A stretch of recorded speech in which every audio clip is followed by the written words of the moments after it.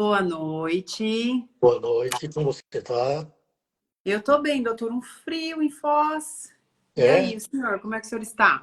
aqui está um friozinho gostoso. É, Vento, tá aqui tá ventando, começando. tá ventando muito, Entendi. mas tá gostoso. Não tá ruim, não. Legal. Ó, já tem uma turma aqui que entrou. Boa noite, pessoal. Sejam bem-vindos. Para quem está aqui pela primeira vez, meu nome é Catarine Souza. Represento a Bá Educa junto com a Ana Beatriz Queiroz. E aí temos esse quadro chamado Doutor Me Explica, para bater um papinho sobre diversos temas, né, doutor? Isso. Doutor, posso falar o tema da live? E aí o senhor vai ter que me explicar primeiro o tema para depois a gente entrar no tema. Eu posso ler? Claro. Então, tá, o tema da live é: quando medicar crianças com transtornos neuropediátricos? E aí, doutor, lembrando da proposta, boa noite, pessoal, sejam bem-vindos. Tem uma galera aqui dando boa noite. Pensando na proposta da nossa live de explicar tudo tintim por tintim, doutor, o que significa a expressão transtorno neuropediátrico? O transtorno é uma condição que causa algum tipo de sofrimento para o indivíduo que a tem. E a gente tem discutido muito especificamente transtornos ligados ao sistema nervoso. E para as pessoas saberem de quem a gente está falando, deficiência intelectual, TEA, TDAH, transtorno de conduta, transtorno bipolar, enfim, uma série de coisas muito extensas, né? Por que que eu achei interessante, nesse momento, discutir isso? Porque a gente está vivendo um momento, Catarina, que você tem vários fatores contribuindo para que uma discussão desse tipo valha a pena. Hum, Então, do que estamos falando? Estamos falando de uma época em que, provavelmente, na história da humanidade, nunca houve tantos transtornos, tantos problemas neurológicos, neuropsiquiátricos, mentais na humanidade. É, a gente pode discutir um pouquinho, talvez, explicar por que está acontecendo nessa, nessa intensidade, nessa frequência. ai, acho ótimo. Uma outra coisa que eu acho que a gente tem que levar em conta antes de discutir ah, diretamente a história da medicação. A gente está vivendo uma época em que tudo se tornou patológico. Então, coisas que são frequentemente muito habituais em crianças, assim chamadas típicas, de repente começaram a ser medicalizadas em excesso. Então, ansiedade infantil sempre existiu, em algum grau. Agora, frequentemente, você tem uma coisa que se chama transtorno global da ansiedade. Então, deixou de ser, estou dizendo em geral, uma coisa que é uma resposta até positiva a determinadas mudanças ambientais. Quer dizer, você tem que ter ansiedade frente a determinadas mudanças para tomar as atitudes necessárias. Exato. Você tem que ter ansiedade frente a uma situação de luto, por exemplo, para que você possa viver esse luto? Sim. Então, quando você começa a fazer isso, você pega crianças de 3 ou 4 anos de idade, meninos agitados. Hoje não são mais crianças típicas agitadas, já são TDAH, em grande parte dos casos. E eu poderia citar um monte de coisas. É muito comum, quem tem filho sabe disso, que a criança possa apresentar mudanças súbitas de humor. Não, agora ela não tem mais isso, agora ela é bipolar. Criança, Tá. como a gente, tem o direito de ficar triste em determinadas situações. Agora eu não fico triste, agora eu estou deprimido. Por que isso é importante? Porque na medida em que uma coisa que, eventualmente, é um comportamento que faz parte do desenvolvimento humano em determinadas circunstâncias, quando ele se torna um transtorno e tem a CID correspondente, é o primeiro passo para você pensar na possibilidade de usar remédio. Então, essa era a minha segunda pergunta sobre o tema da nossa live. Porque a pergunta fala quando medicar em casos de diagnóstico. E aí, vamos vestir aqui a roupa de quem não entende da dinâmica. Mas, doutor, eu aprendi que quando eu levo no médico e eu tenho um diagnóstico, necessariamente eu vou sair de lá com remédio, não é isso? Porque se eu tenho um diagnóstico, o fato de eu ter um diagnóstico, eu não preciso de um remédio? Bom, em primeiro lugar, o diagnóstico está correto, ou isso que eu acabei de falar é o que está acontecendo. O teu filho está triste, morreu a avó dele, ou ele está numa situação ambiental desfavorável, eventualmente por problemas do casal, enfim, qualquer coisa. Uhum. Dependendo do médico que você vá, dependendo de como ele vê a criança, sim, o seu filho está deprimido, vai tomar antidepressivo. Não, dona Caterine, o seu filho está vivendo uma situação normal, que é até bom que viva. A gente pode tentar ajudar, conversando com ele, mostrando que aquilo que ele está sentindo, as pessoas estão percebendo e estão tentando ajudá-lo de algum jeito. E outra coisa, você pode ter um diagnóstico e ainda assim optar por não medicar. Então, Então, eu vou te dar um exemplo que já aconteceu inúmeras vezes comigo. Adolescentes com idade variando entre 12 e 17 anos, que veem um post na internet ou que ouvem falar que tem TDAH. Eles pedem para os pais marcarem uma consulta. Vem a consulta, tem um quadro de TDAH, indiscutivelmente. Por mais que eu ache esse diagnóstico muito complicado de fazer, a gente já falou sobre isso. uhum. Mas preenche todos os critérios. Aconteceu isso outro dia com uma menina de 15 anos. Então eu perguntei, por que você está aqui? Eu quero saber se eu tenho TDAH. Eu sou desatenta, tenho dificuldade de acompanhar uma coisa por muito tempo, eu me distraio facilmente, eu esqueço muito as coisas de escola, e eu li que essas são características de TDAH. Aí você examina, você faz testes eventuais, ou faz uma avaliação neuropsicológica, sim, você tem TDAH. Que alternativas existem para isso? Se isso está te trazendo algum grau importante de disfunção, há o recurso de você fazer um tratamento psicopedagógico, que pode ajudar eventualmente em alguns casos, ou você pode usar uma coisa que é mais efetiva, que é remédio. E imediatamente ela fala assim, eu não quero me tratar, doutor. Eu quero saber o que eu tenho, até para justificar algumas dificuldades que eu tenho, mas eu não quero me tratar. Eu não acho que o que eu tenho hoje me traga um prejuízo que justifique eu ter que fazer o tratamento. Se em algum momento eu sentir isso, eu volto a procurar o senhor. Então, você vai com o seu filho que tem um atraso global no desenvolvimento. Motor, cognitivo, enfim. E você faz todos os testes do mundo e chegam à conclusão de que ele tem um quadro de deficiência intelectual de determinado grau. Tem que tomar remédio? Não, não necessariamente. Até porque, para vários desses quadros, não existe um remédio específico. Não existe remédio específico para TEA, não existe remédio específico para deficiência intelectual, não existe. Existem remédios para quê? Que podem melhorar determinadas características que podem estar presentes nesse quadro. Então, diagnóstico é igual ao remédio? Não. Criança pequena, 3, 4, 5 anos de idade, diagnóstico de TEA, nível 2, 3 ou 1. Todos têm que tomar remédio? Não. Quem vai ter que tomar remédio? Ou quem tem, não. Quem poderia receber remédio?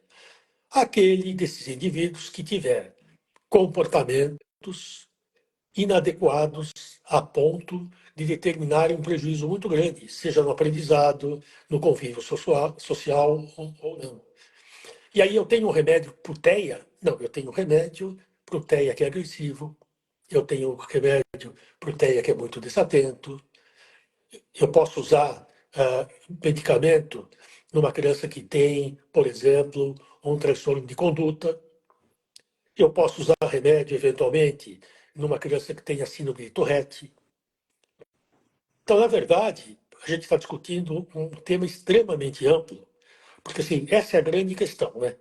Desses quadros todos, que estão muito presentes por aí hoje em dia, quais eu preciso tomar, dar remédio, que remédio utilizar, e você vive um outro momento complicado na nossa vida também, que é a enorme quantidade de remédios psicotrópicos.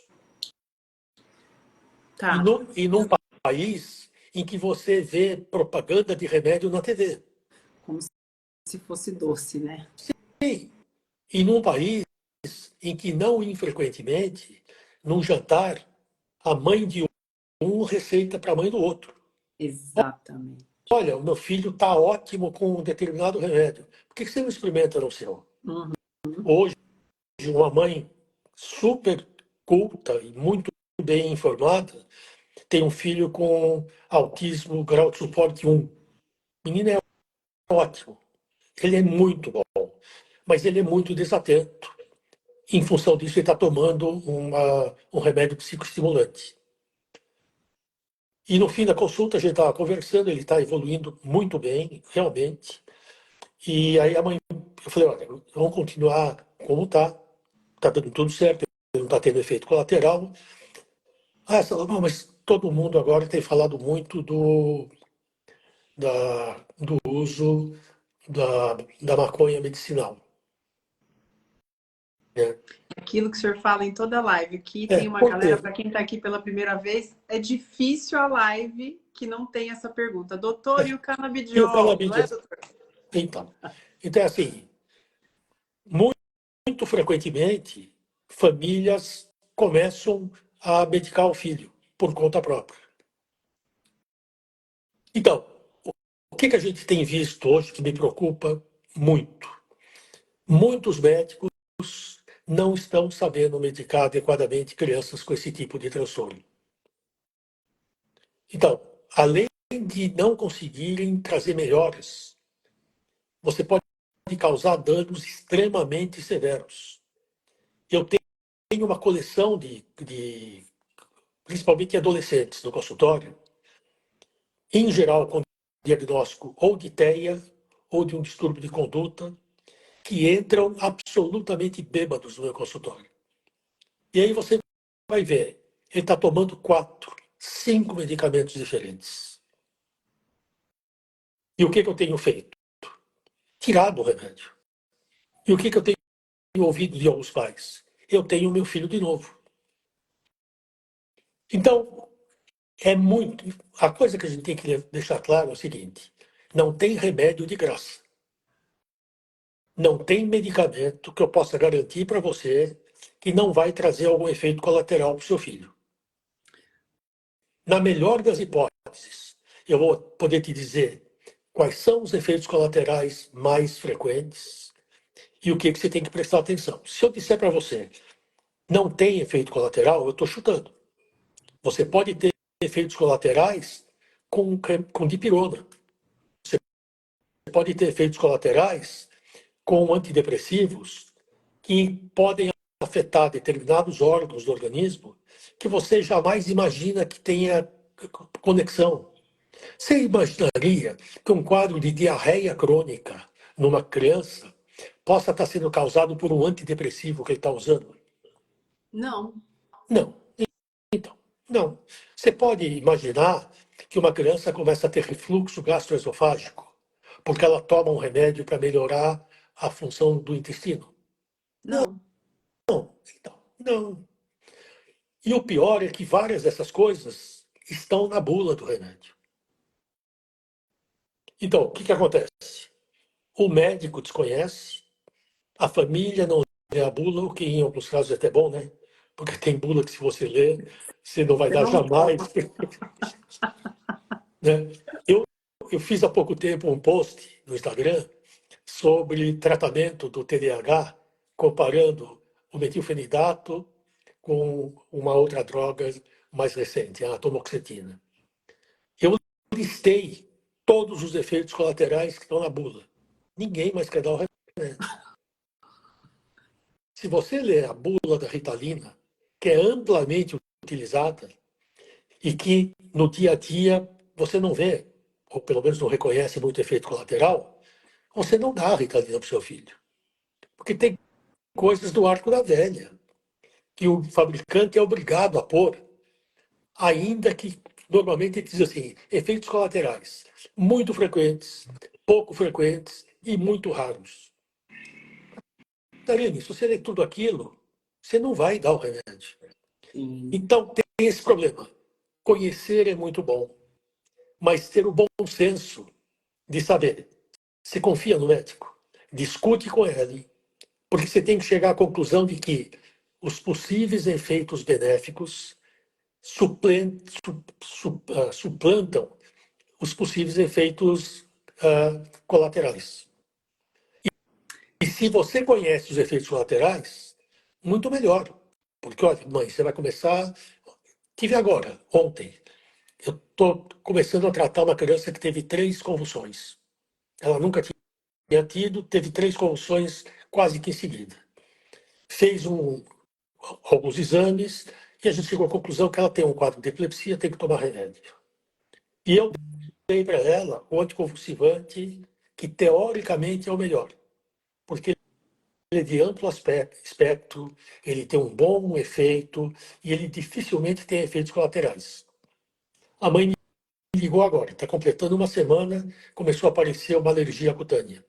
É do remédio. Mas se eu não sei, e se eu não tivesse avisado essa mãe, provavelmente ele ia continuar tomando e a gente poderia chegar a ter um efeito devastador nessa criança. Porque aquilo que começa de uma maneira tão simples quanto uma alergiazinha pode se transformar numa doença extremamente severa Eita. se você continua usando. Então, o que eu estou falando não é para assustar as pessoas, mas é para fazer com que as pessoas tenham uma visão adequada do que está dando para o filho. E Tá. por isso que eu gosto cada vez mais de remédio velho. É mesmo, doutor? Por quê? Ué, se eu usar Ritalina, por exemplo, eu estou usando uma droga que é utilizada há décadas. A experiência mundial é brutal. Tudo que pode acontecer já aconteceu. Mas se eu vou usar uma droga que acabou de sair no Brasil e que veio com tudo, como sendo a melhor droga para distúrbio de atenção, etc. e tal, se você for ler a bula, vantagens. Não é estimulante. Então não tem os efeitos colaterais que eventualmente o metilfenidato pode ter. Mas lá embaixo está escrito potencial dano hepático. Ou seja, você pode desencadear uma lesão hepática grave, em alguns casos. Doutor, o que E que é uma lesão hepática para o bom português? é uma disfunção, é como se fosse uma hepatite medicamentosa, Ok. com todos os sinais e sintomas de uma hepatite, que pode ser fatal, em alguns casos. Então, vale a pena hoje começar com o mais novo, numa criança pequena? Acho que não. Vale a pena começar com o velho. O melhor anticonvulsivante que existe, o mais barato, o mais usado, é o famoso fenobarbital, que é o Gardenal. Uhum. Quando eu prescrevo isso, o farmacêutico pergunta para a mãe: escuta, qual é o CRM desse cara? Deve ser do século passado. E é, quer dizer, é do século passado. O pior é que é. Mas assim, eu estou defasado usando o Gardenal? Absolutamente. Eu estou utilizando uma droga que é altamente efetiva, super barata, tem poucos efeitos colaterais. Qual é o efeito colateral mais frequente? Sonolência. Então, quando você prescreve, mãe, observe nos próximos dias se ele vai ficar sonolento, se ele vai dormir mais do que o habitual, ou, eventualmente, você pode ter o efeito contrário. Embora ele seja sedativo, ele pode causar uma extrema ansiedade. Mas se você conhece os efeitos colaterais, se você discute isso com a família, eu acho que está tudo bem, né? Tem remédios que eu tenho que fazer exames de sangue periódicos. Por quê, doutor? Porque eles podem causar problemas no fígado, eles podem causar problemas cardíacos. Mas se eu sei disso, eles podem causar problemas hormonais. Então, se eu sei disso e a família sabe disso, olha, o seu filho vai tomar esse remédio. No entanto, é conveniente, a cada 6 meses, pelo menos no início do tratamento, fazer um determinado exame de laboratório. Então, eu estou coberto. Eu estou coberto quando eu vou dar estimulante para o teu filho, se antes de eu prescrever, eu peço um eletrocardiograma. Porque eu sei, pela experiência mundial, que existem casos de morte súbita pelo uso da Ritalina. Porque a criança tinha um problema cardíaco não identificado. Gente. Então, são coisas sim, simples, muito simples. Mas você tem que saber. Então, se você conhece o remédio, se você conhece, tem uma experiência vivida com ele, você tem uma chance melhor de conduzir melhor o tratamento dessa criança. Está claro isso? Claríssimo. Claríssimo. Outra coisa, Tá. quando você dá remédio para uma criança com um desses transtornos, você não dá o remédio para o transtorno. Você dá remédio para um alvo específico. Me explica isso, doutor. No TDAH, eu não estou tratando TDAH. Eu estou tratando a desatenção e a impulsividade que o TDAH tem em geral. Se eu estou dando risperidona, que é um remédio muito usado em TEA, para uma criança com TEA, eu não estou tratando do autismo. Eu estou tratando de um TEA que é ou muito agressivo, ou muito agitado, ou tem muita estereotipia. Remédios neuropsiquiátricos têm que ser dirigidos para um alvo específico. Porque senão você entra numa coisa que é muito comum, que é assim, é TEA, toma risperidona. É TDAH, toma Ritalina. É bipolar, e não é por aí. Perfeito. Outra coisa que a gente tem que deixar claro para os pais.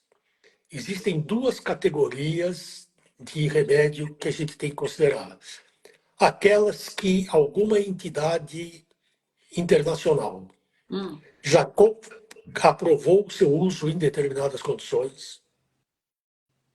Por exemplo, tratamento do TDAH no mundo. A FDA, que é a Agência Controladora de Medicamentos nos Estados Unidos, reconhece o uso do TEA, reconhece o uso da risperidona e do aripiprazol só. E o resto é o que a gente chama de off-label, que é o remédio que eu uso, sabendo que não há uma indicação ainda absoluta, mas que ou na minha experiência, ou porque eu ouvi falar, pode funcionar. E aí, o ideal é você falar para a família, olha, eu vou receitar Aldol, que é um remédio super velho. Ele não está na lista do que é aprovado, mas eu tenho visto que em TEAs severos pode ajudar a controlar bem a agressividade. Então, seria honesto eu falar isso para a família.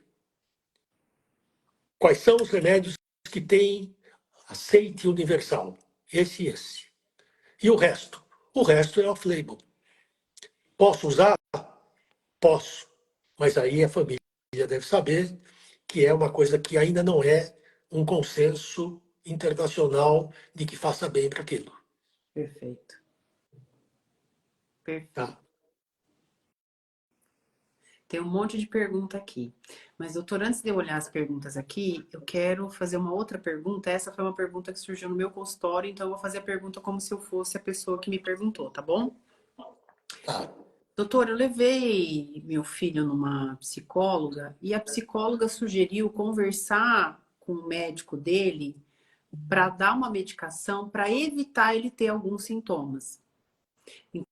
Então, Eu, meu filho, a gente está suspeitando, como ele é agitado e ele pode fazer um transtorno opositor, a psicóloga sugeriu conversar com o médico sobre dar medicação agora para evitar que ele tenha um transtorno opositor. Doutor, existe isso de dar medicação para evitar que uma pessoa, uma criança, desenvolva um transtorno?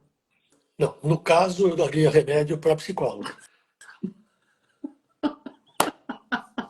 Eu estou falando sério. Quer dizer, Mas ficou não, engraçado. não faz sentido.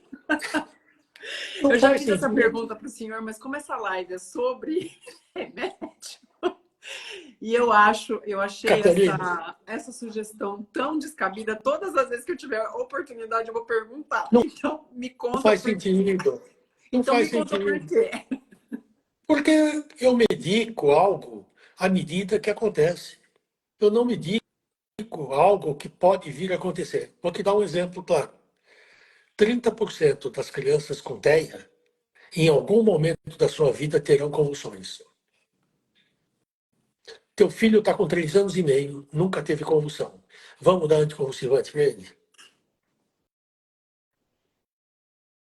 O teu filho está ótimo, ele não tem problema nenhum. Vamos dar dipirona todo dia de manhã para ele não ter febre? Porque ele pode vir a ter febre, ele vai ter algum dia? Não tem isso. Quando que você medica? Você medica, como eu te falei. Qual é o alvo? O alvo é tal. Eu estou medicando, eu vi uma coisa que passou aí por baixo. Eu vou medicar porque a escola acha que meu filho é muito agitado e desse jeito ele não aprende? Não, Então, não. A semana passada veio uma criança no meu consultório, que é uma criança com 4 anos e meio, muito agitadinha, e tem, até agora não tem o diagnóstico definido, mas ela tem um atraso significativo na fala expressiva. E foi procurar uma fono, né? E a fono disse para os pais que, enquanto ele não estiver mais tranquilo, não dá para trabalhar com ele. Então é uma coisa assim, não dá para você conversar com pessoas desse tipo, né? Tá certo? Quer dizer, eu só trato daquela criança bem comportada, que faz tudo o que eu mando, porque eu sou especializado em criança ótima. Não, sou especializada em criança ótima. é como escola, Catarine, é como Ai, escola. adorei! Eu sou especializada em Mas criança ótima. tem escola que é assim. Olha, fala para o seu médico, acho que ele tem que ser medicado. Como que uma escola tem a ousadia de falar isso? O que a escola pode fazer? Olha, mãe, pai, o seu filho é muito agitado, a gente não está conseguindo trabalhar direito com ele, sugiro que a senhora procure um médico, ou uma psicóloga, ou seja lá o que for. Jamais a escola pode fazer isso, não é papel da escola. É papel da escola fazer diagnóstico de TDAH? Não, não é. É papel da escola identificar crianças que têm comportamentos atípicos, discutir com a família e sugerir um encaminhamento. Perfeito. Agora, eu tenho recebido um monte de coisa de psicólogo que diz exatamente isso. Pergunta para o seu médico se não é bom medicar. Como assim? Se fosse bom para medicar, o médico já teria medicado. A não ser que você tenha nas suas sessões algo tão fora do habitual que o médico não percebe, que a família não sacou.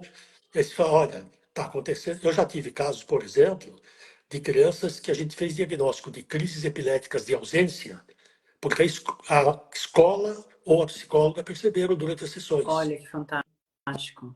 A família não percebeu, na minha consulta isso não veio, não apareceu, mas na sessão de psicologia, que dura 1 hora, A psicóloga percebeu que durante determinados momentos ele desliga, fica paradinho, não responde e volta ao normal. E tem várias vezes em seguida isso. O que a psicóloga tem que fazer? Não vai fazer diagnóstico de epilepsia de ausência. Olha, eu vou mandar um relatório para o seu médico, porque eu estou preocupada com determinados comportamentos que eu tenho observado. Uhum. Maravilha, maravilha. Acho que esse é o caminho absolutamente correto. Né? Fala. Perfeito. Doutor, vou resgatar aqui, fora o fã-clube que continua grande. Ainda bem que temos, né? Opa! Não, temos não, doutor. O senhor tem. Não temos.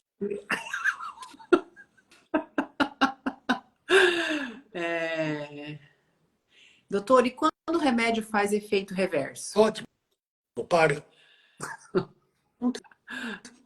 O que a gente vê acontecendo às vezes? Essa tua pergunta ela é mais capciosa do que parece. O que tem acontecido? Você dá um remédio, digamos que você dá Ritalina para uma criança com diagnóstico de TDAH. Ele melhora a atenção, mas ele fica extremamente ansioso. Aí eu dou um ansiolítico. E começa a bagunça. Por quê? Porque você, quando começa a usar mais de um medicamento, em algumas ocasiões isso é necessário, mas em geral, você começa a perder mão do que está acontecendo com essa criança. É esse que está funcionando, é esse que não está, ou é esse que está inibindo a ação do outro. Então, o que é o ideal em neuropsiquiatria? Uma coisa que a gente chama de monoterapia. É um remédio só. Mas eu tenho casos que estão tomando 6 medicamentos diferentes. Porque Eita. porque o quadro é tão severo, a resposta aos medicamentos é tão pobre, que você vai entrando nessa ansiedade junto com a família.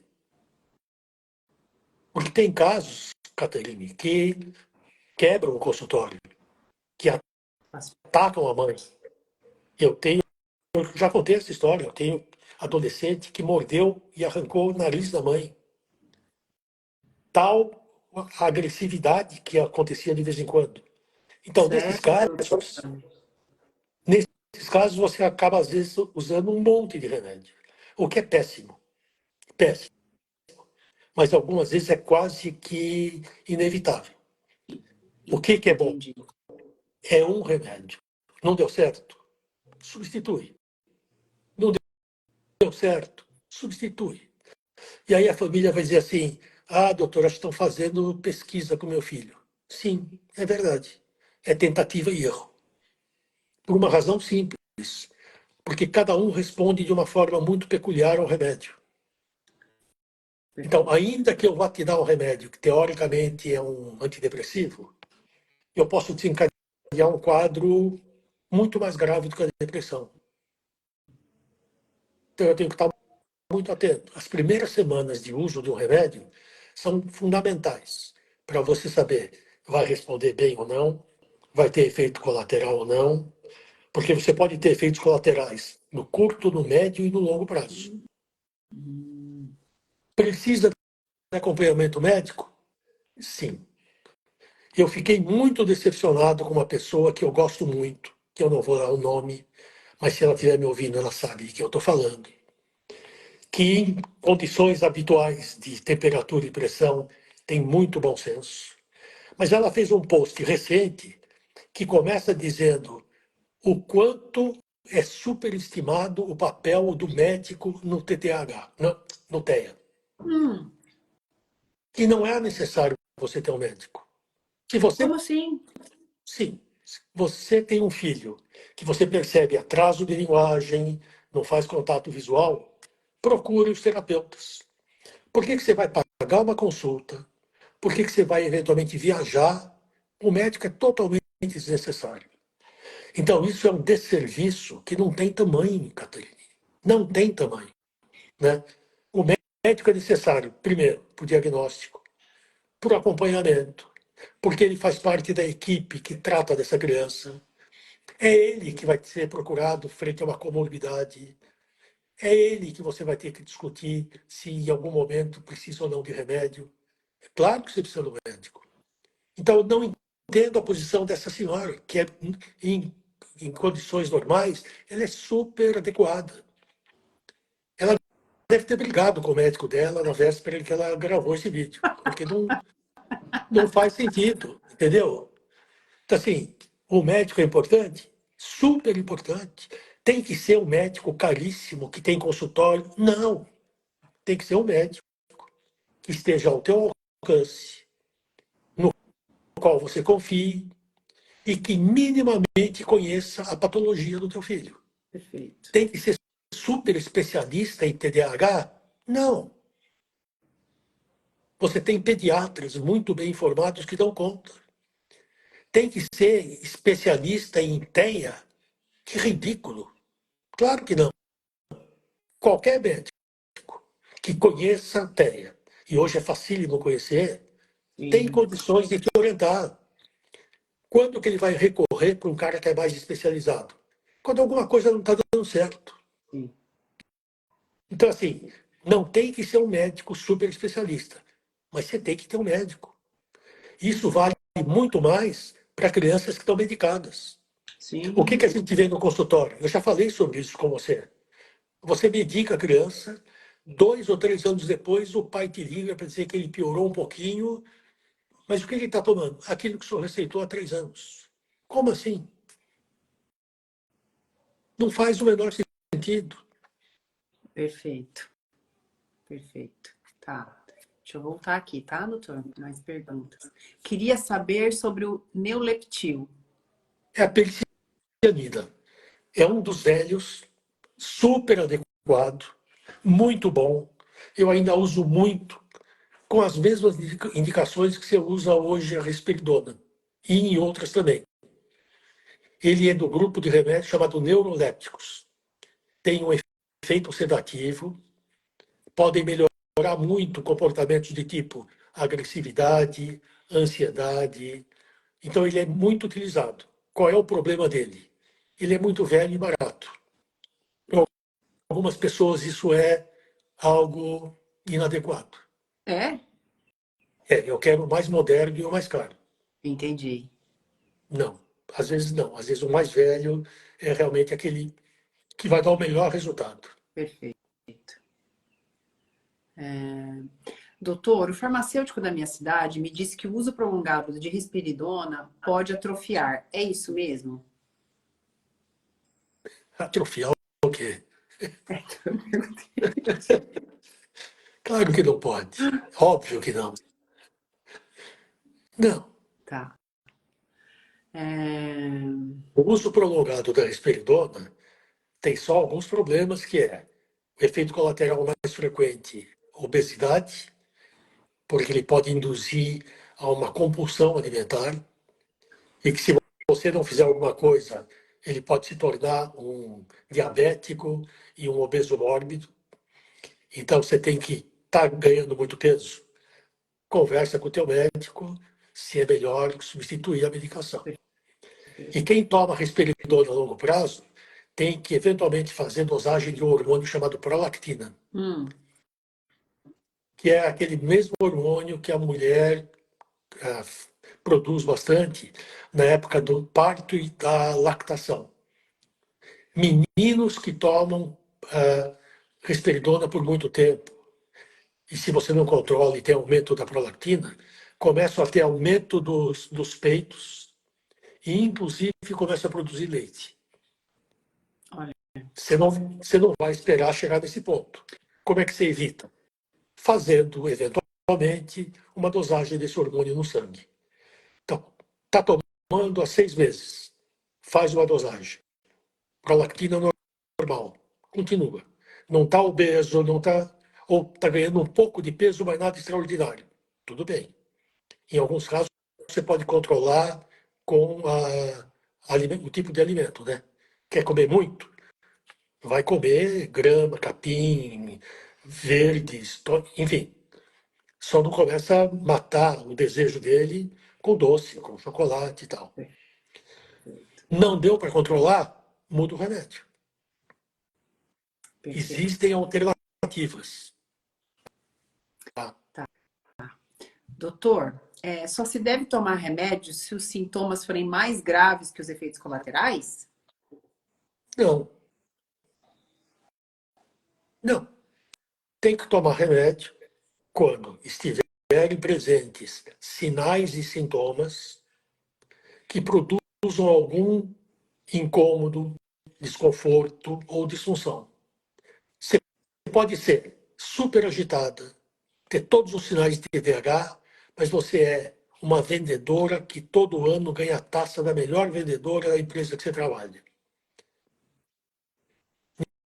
Ninguém te aguenta muito porque você não para de falar. Mas você não é disfuncional.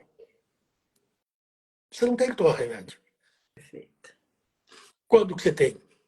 Em algum momento, quando você perceber que esse teu jeito de ser está produzindo algum efeito colateral do tipo reduzir a tua produtividade. Eu tenho uma paciente, não tenho mais. Eu tive durante muitos anos uma moça que eu comecei a tratar na adolescência, agora já é uma adulta. Ela é uma atriz de teatro.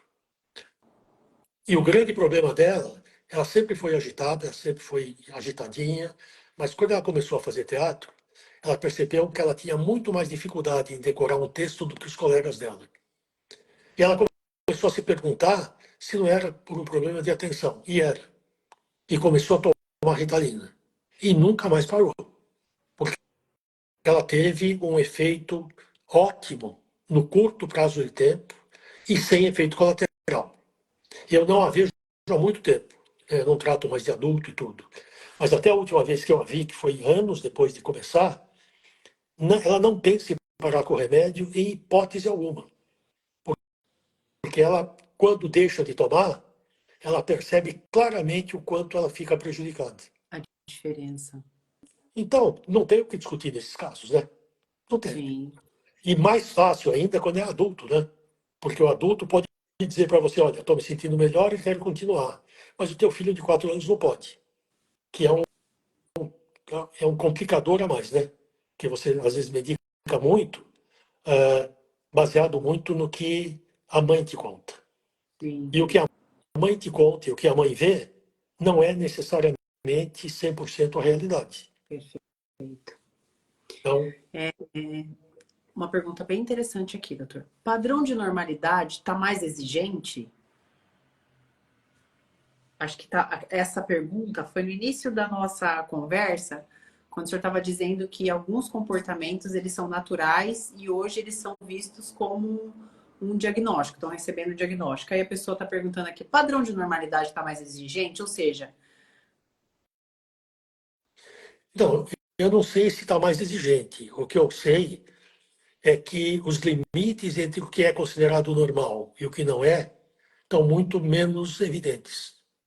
E aí você começa, para resolver isso, inventar nomes. Por exemplo, eu não gosto do nome neurodivergente. ótimo comentário. Por quê, doutor?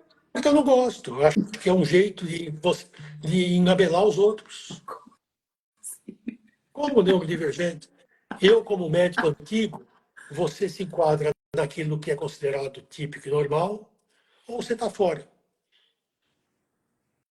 Para mim, não tem essa coisa, não é um espectro, no sentido que você tem assim.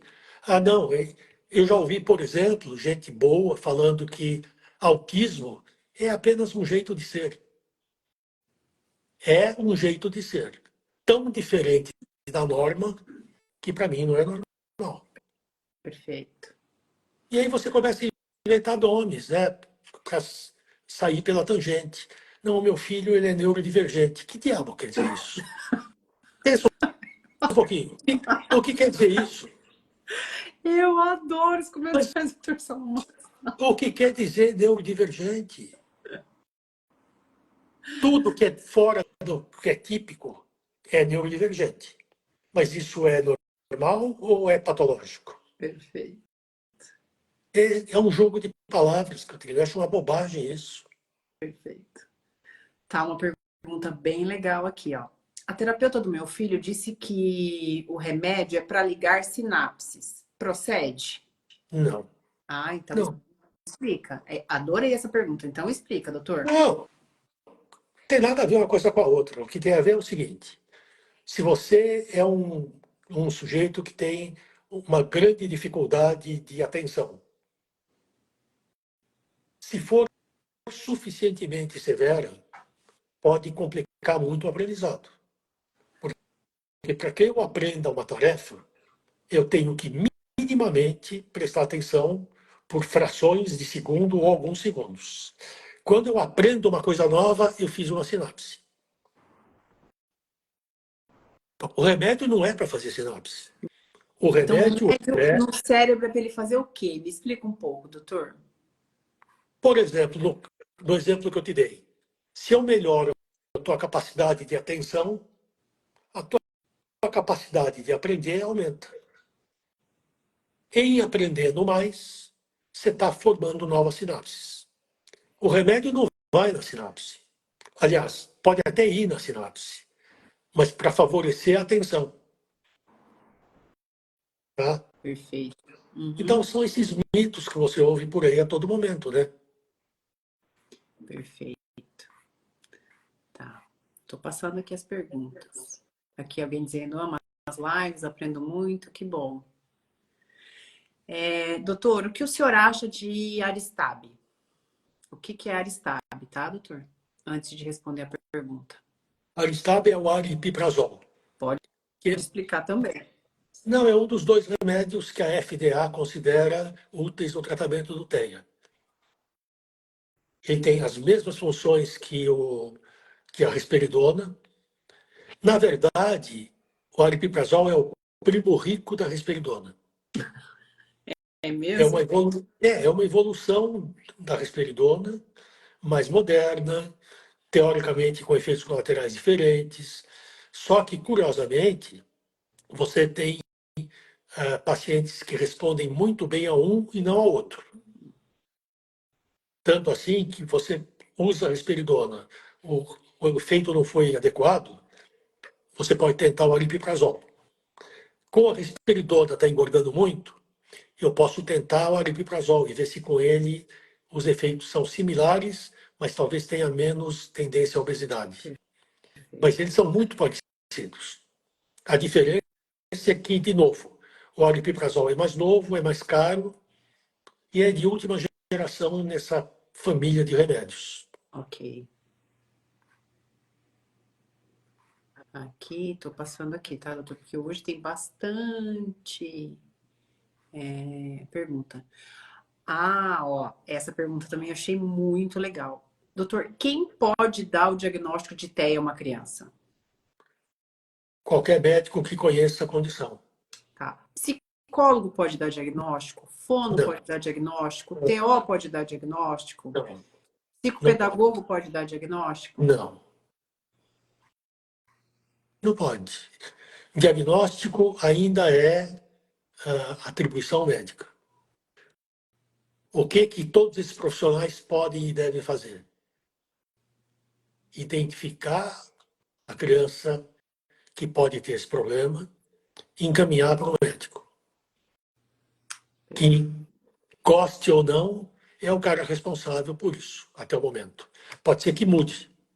Agora, o fato do médico ser o responsável pelo diagnóstico não significa absolutamente que ele é suficiente. Ah, por quê, doutor? Porque, por exemplo, no meu caso, muitas vezes eu não fecho um diagnóstico antes de completar com uma avaliação neuropsicológica. Por quê? Porque o exame neurológico não é acessível a um monte de coisas que eu não percebo. O que eu posso ver numa consulta? Como que ele interage comigo, faz ou não contato visual, como que ele brinca, como que ele reage quando eu peço, dou uma ordem, um comando, alguma coisa assim, faço o exame físico, tem uma série de coisas que eu posso fazer. Mas tem nuances no comportamento que eu não consigo perceber.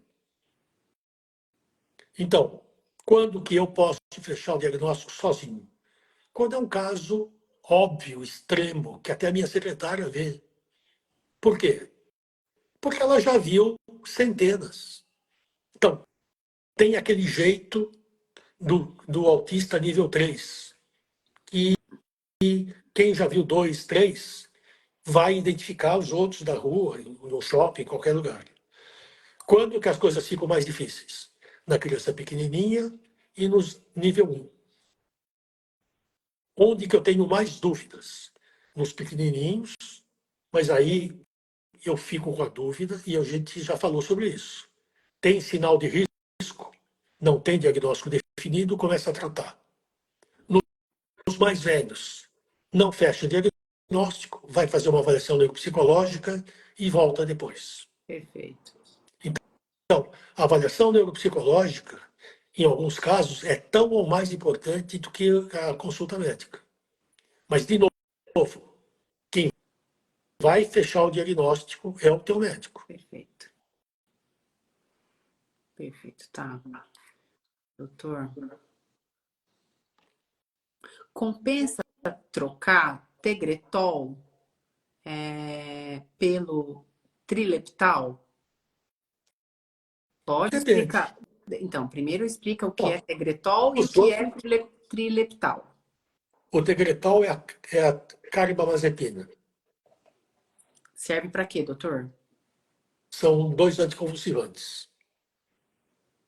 Então, o mais antigo é o Tegretol.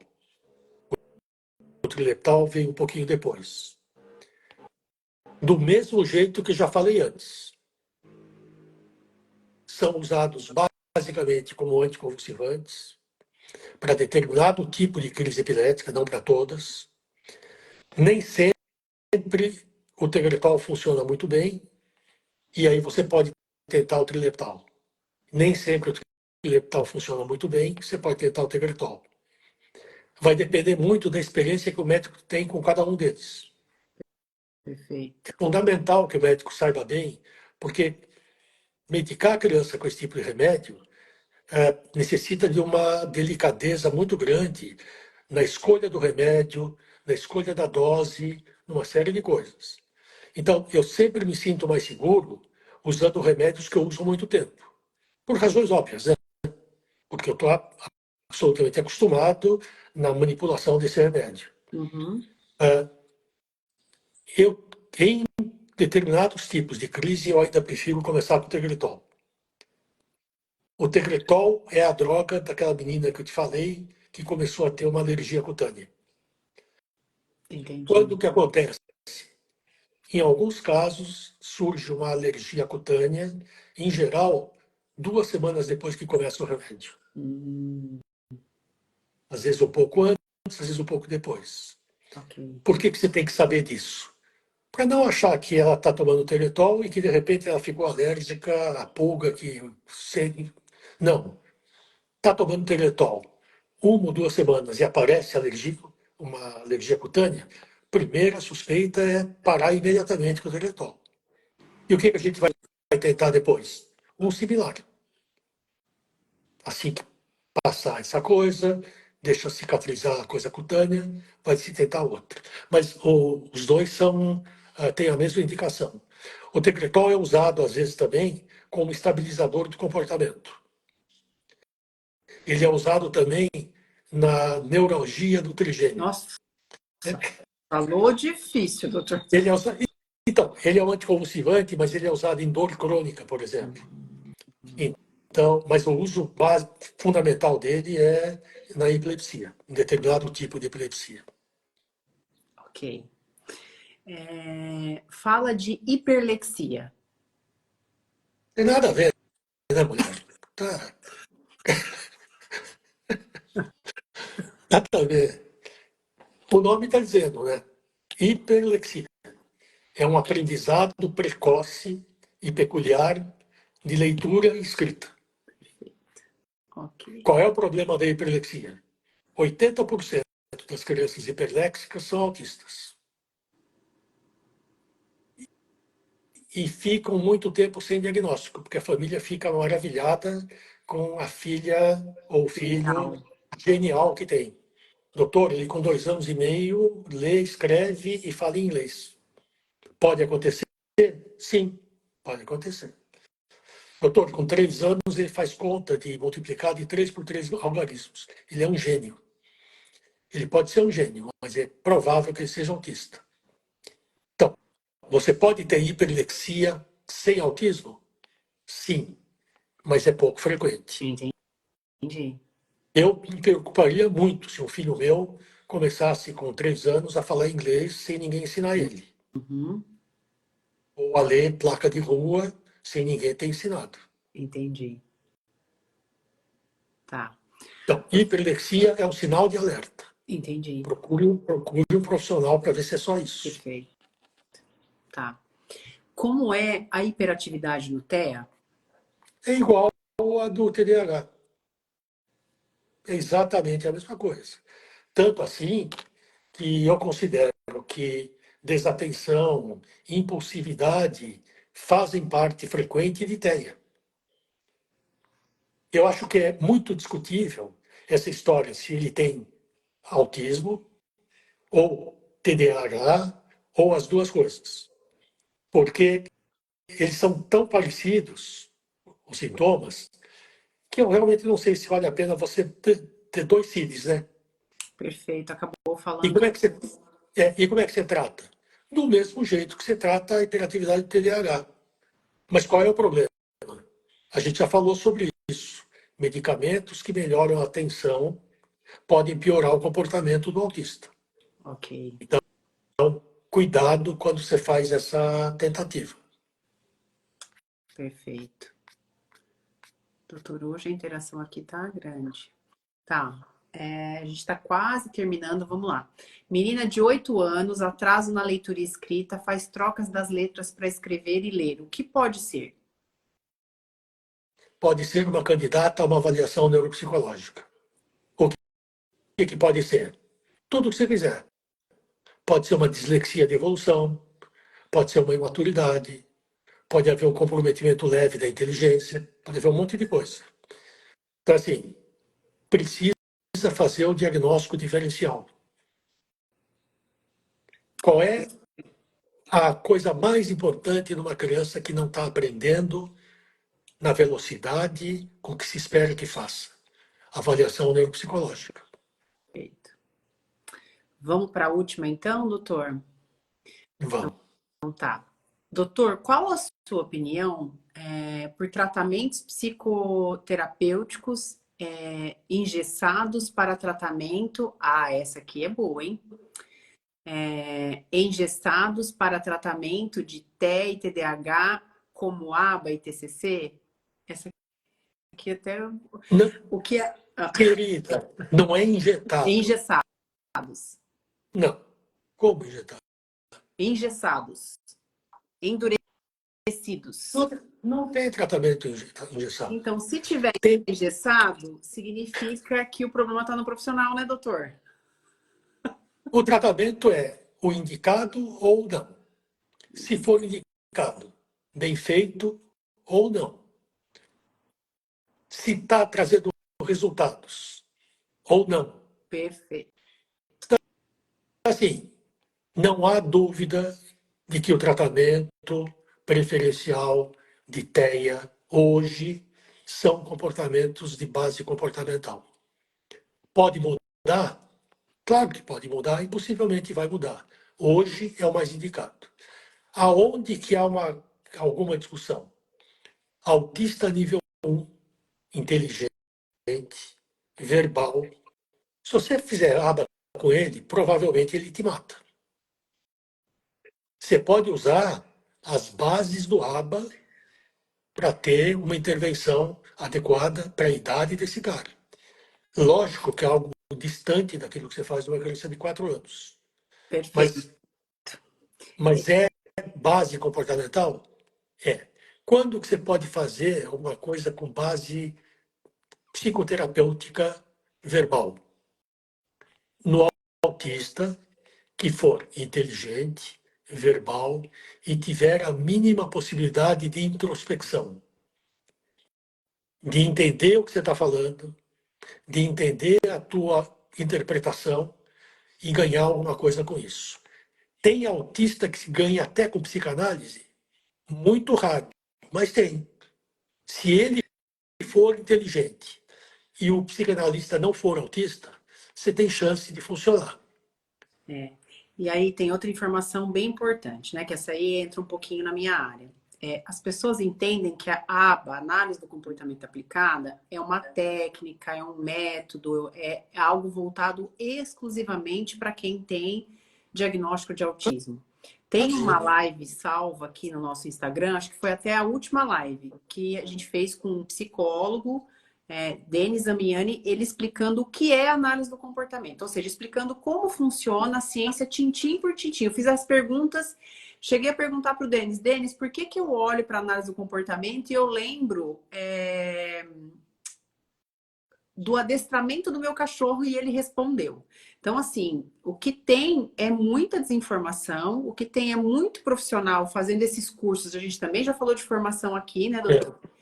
Esses profissionais que fazem cursos que apresentam a coisa de um jeito muito distorcido e aí acaba deixando essa impressão aqui de que a coisa é engessada, de que a coisa é quase como se fosse chão de fábrica, né? Fazer a mesma coisa com todo mundo. Isso não tem nada a ver com a análise do comportamento aplicado, muito pelo contrário. A análise do comportamento aplicado é alta costura para aquela situação, para aquela pessoa.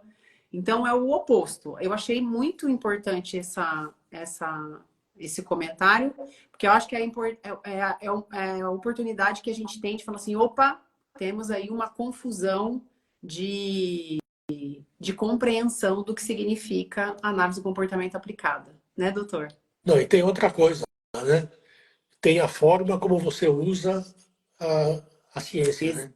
Exatamente. Então, eu posso usar de forma estereotipada, engessada, a tal ponto que eu não vou trazer grandes resultados para o meu paciente. E aquilo que Mas você falou até na medicina, né? A pessoa tem TEA, dou não sei o quê. A pessoa tem não sei o quê, dou não sei o quê. É isso aí. Doutor, a gente até esticou 2 minutinhos. Pessoal, Nossa terminamos. Senhora, não estamos seguindo o aba aqui, hein? Né? Dessa vez. Essa live teve muita interação. Pessoal, eu acho que eu não consegui ler todas as perguntas. Pode mandar no direct, ou então a live fica salva. Dá para deixar também nos comentários todas as dúvidas. Eu encaminho para o doutor Salomão. Mas agora a gente pode ser lacaniano. Deu um tempo. Tchau. Não é? E a gente também aceita sugestão de tema para as próximas lives, né, doutor? Sim. Então, tá. Pessoal, boa noite, bom descanso. Doutor, muito obrigada mais uma vez e até daqui 15 dias. Tchau. Até, Tchau. um abraço, tchau.